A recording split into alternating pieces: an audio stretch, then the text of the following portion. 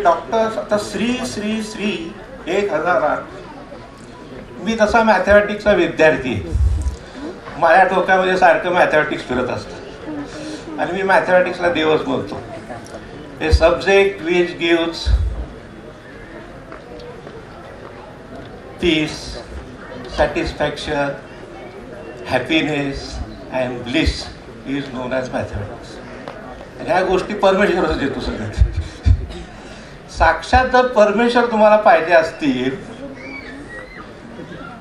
आज परमेश्वर आपल्या समोर बसलेले आहेत.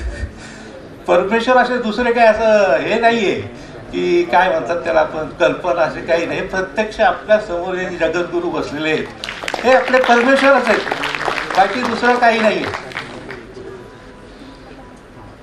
मॅथमॅटिक्समध्ये बोलणं सोपं आहे तसं पाहिलं तर, पण आता मी मराठी इंग्लिशमध्ये बोलायची मला जास्त सवय, तर मराठीत बोलणं म्हणजे मला जरा विचारपूर्वक बोलावं लागणार आहे. आता हा जो 1008 आकडा आहे ना, याच्यामध्ये पहिला नंबर 1 आहे. हा जो नंबर 1 आहे ह्याचा स्वामी सूर्य आहे. स्वामी सूर्य म्हणजे काय बाबा? सन. त्याच्यामध्ये अफाट शक्ती आहे, सामर्थ्य आहे. नंबर 0 आहे बघा. 0 म्हणजे शून्य अवस्था. शून्य अवस्था म्हणजे काय? इन्फिनिटी पण मी म्हणतो त्याला, समाधी अवस्था. परत एक शून्य, अजून एक मी म्हणतो त्याला समाधी अवस्था. नंतर नंबर 8 त्याचा स्वामी शनी आहे, कठोर आहे, म्हणजे त्याला सगळं शिस्तबद्ध काम करतो. आणि श्री श्री श्री, आता मी माझ्या बुद्धीप्रमाणे मी माझे विचार व्यक्त करतोय महाराजजी. त्याच्यामध्ये जर काही चुका उणिवा असतील तर त्या तुम्ही दुरुस्त कराव्यात. पहिला श्री मला लक्ष्मी फक्त मला माहिती, बाकीचे 2 श्री काही मला माहिती नाही. लक्ष्मी म्हणजे संपत्ती आलं सगळं काही. आता हे 1008 यांची बेरीज 9 झालेली आहे. 9 एक असा नंबर आहे की तो कधी चेंजच होत नाही. तुम्ही नावाचा पाडा मोजा. 9 × 1 9, 9 × 2 18, 1 + 8 9, 9 × 3 27, 2 + 7 9. म्हणजे 9ला तुम्ही कशाने पण मल्टिप्लाय करा, जे येतील त्याच्यात बेरीज करा 9. हा 9 नंबर काय? परमनंट नंबर आहे. परमनंट, चेंज होणार, अनचेंजेबल. परमात्मा हा एकच आहे. हे परमात्माचं देवतो केलं.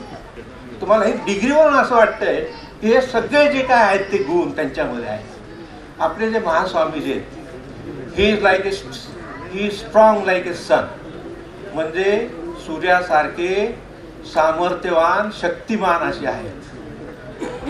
He is like A moon, म्हणजे चंद्रासारखे ते शीतल प्रेमळ असे आहेत.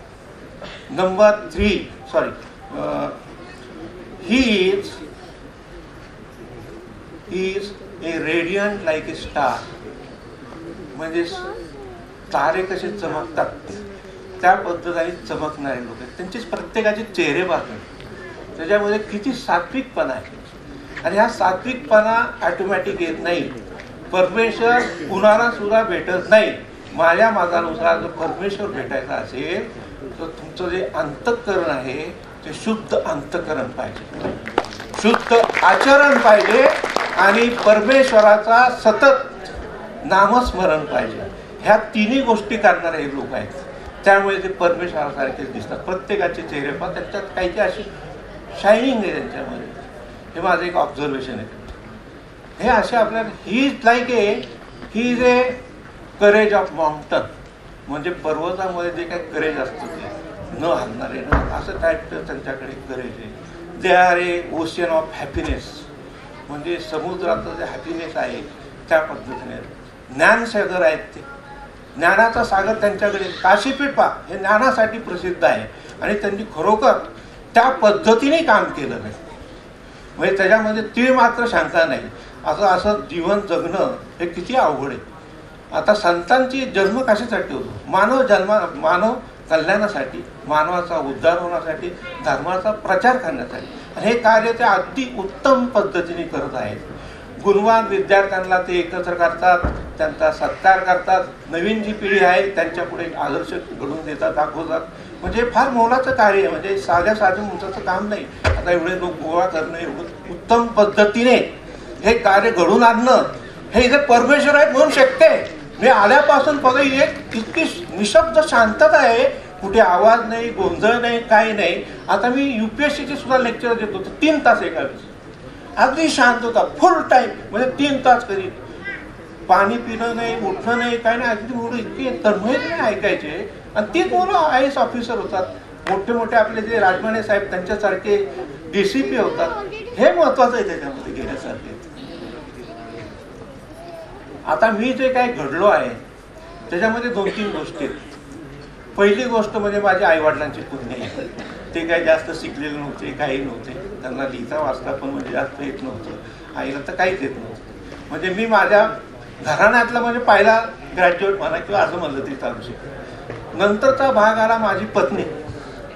माझं जेव्हा लग्न झालं तेव्हा मी बाकी काहीच केलं, पुस्तकी किडा होतो. त्याशिवाय मी आयुष्यात काही केलंच नाही. गणित आहे का गणित, बस, बाकी दुसरं काहीच केलं नाही. त्यांचं सुद्धा मला फार म्हणजे हे मिळालं मला.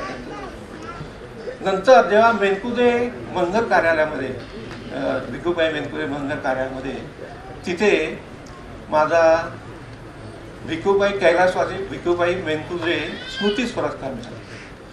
त्यावेळेस स्वामीजींनी माझा सत्कार केला.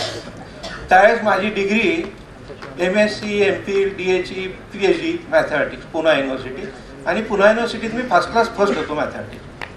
मी जेव्हा निलयात राहिला होतो तेव्हा मी विचार केला, हे काशीचं ज्ञानपीठ आपल्या पुण्यामध्ये आलेलं आहे आणि त्याचा उद्देश ज्ञानार्जन करणे. मी तेव्हाच ठरवलं होतं की आयुष्यात जितक्या काही डिग्र्या आहेत त्या मिळवण्याचा मी प्रयत्न करेन.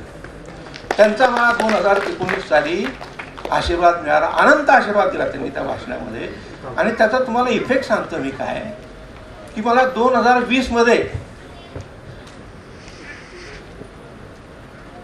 डिलीट डिग्री मिळाली. मला 2021 मध्ये डॉक्टर ऑफ सायन्स डिग्री, म्हणजे सगळ्यात सर्वोच्च पदाची डिग्री मिळाली. म्हणजे आता माझी कुठली डिग्री मला राहिलेली नाही. आता जे विद्यार्थी मी त्या मठात राहिलो, जे मठात मी जे काही ठरवलं होतं ते मी करण्याचा प्रयत्न केला. माझे बरेचसे शोध निबंध ह्याच्यामध्ये प्रसिद्ध झाले. Who is who in the world, त्याच्यामध्ये माझा बायोडेटा आहे. माझं एक पुस्तक जर्मनीला पब्लिश झालं. ते कसं पब्लिश झालं ते सांगतो.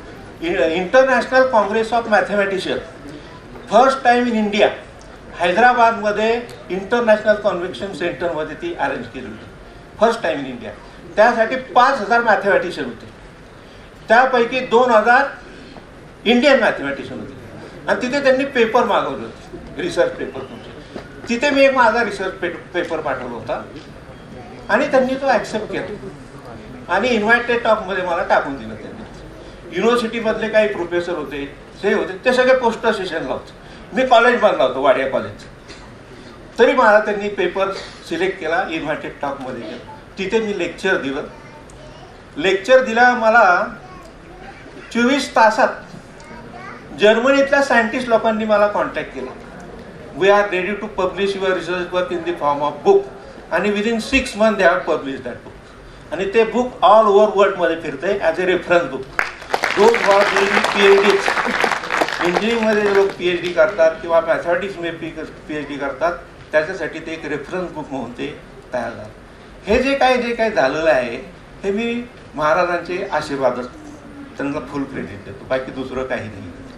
आता मी तुम्हाला दुसरी एक गोष्ट सांगतो, म्हणजे महाभारताची सांगतो. जेव्हा महाभारताचं युद्ध चालू होतं तेव्हा कौरव सेनाचे मोठे मोठे योद्धे सतत मारले जात होते.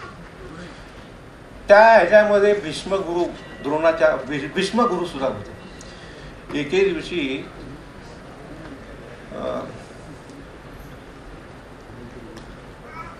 त्यांच्या अजून एक होते पाहते, त्यांचं नाव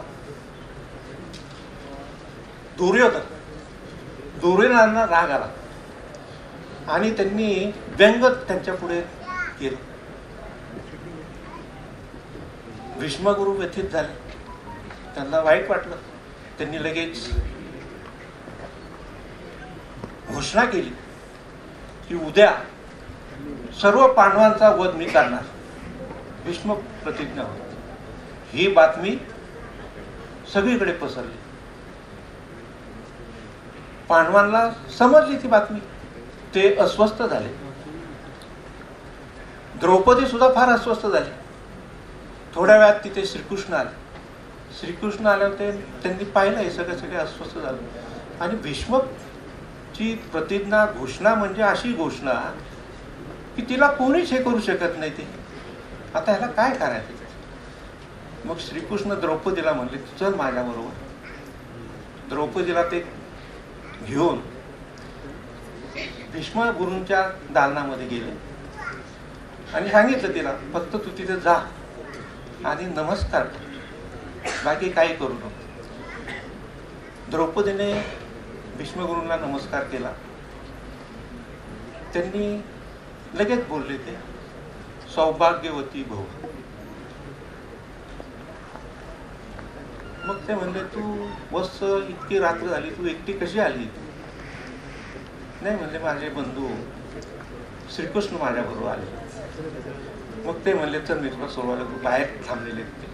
मग ते बाहेर आले. दोघांनी त्यांना प्रणाम केला. मग ते म्हणले जी भीष्मानी प्रतिज्ञा केलेली आहे किंवा जे हे केलेलं आहे त्याला मात करण्याची फक्त श्रीकृष्णच करू शकतात. हे पहा किती आशीर्वादाचं महत्व आहे. म्हणजे त्या आशीर्वादामुळे द्रौपदीच्या 5 पांडवांचा प्राण वाचला. त्याचं कारण आहे मोठ्या गुरूंचा आशीर्वाद हे असे कवच आहे की ज्याला कुठलेच शस्त्र भेदू शकत नाही. कारण नमस्कारात प्रेम आहे, नमस्कारात विनय आहे, नमस्कारात शीतलता आहे, नमस्कारात अनुशासन आहे, नमस्कारामुळे मनात सुविचार येतात, नमस्कारामुळे क्रोध नष्ट होतो, नमस्कार आदर शिकवतो, नमस्कार अश्रू पुसण्याचे काम करते, नमस्कार आपली संस्कृती आहे. ह्या संस्कृतीचे आपण जतन केले पाहिजे. आपणा सर्वांना माझा कोटी कोटी साष्टांग. हा माझा पहिला भाग होता. आता दुसरा भाग आहे तो मला फार महत्वाचा आहे. हे जे माझे आत्ताचे जे करंट विद्यार्थी आहेत त्यांना मला काहीतरी जरा प्रेरणा द्यायची की आयुष्यात मोठं कसं व्हायचं आणि आम्ही मोठे कसे झालो किंवा माझे मी अनुभव देतो. ऑटोमॅटिक त्यांना ते कळून चुकेल. जर आयुष्यामध्ये तुम्हाला मोठं व्हायचं असेल तर हा एम पाहिजे. तुमचं जे ध्येय आहे ते उच्च प्रतीचं ध्येय आहे. दुसरी गोष्ट ते उच्च प्रतीचे ध्येय मिळवण्यासाठी अंतःकरणापासून तळमळ पाहिजे.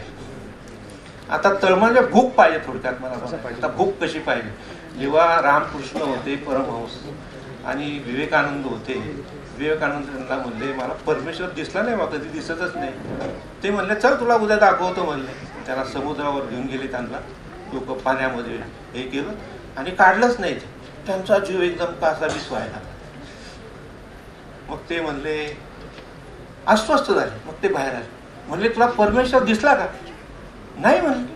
अरे परमेश्वर दिसण्यासारखी तू आत्ता कसा वर यायची धडपड करत होता तशी तुला तळमळ पाहिजे तर तुला ते भविष्य तुला म्हणजे परमेश्वर दिसेल.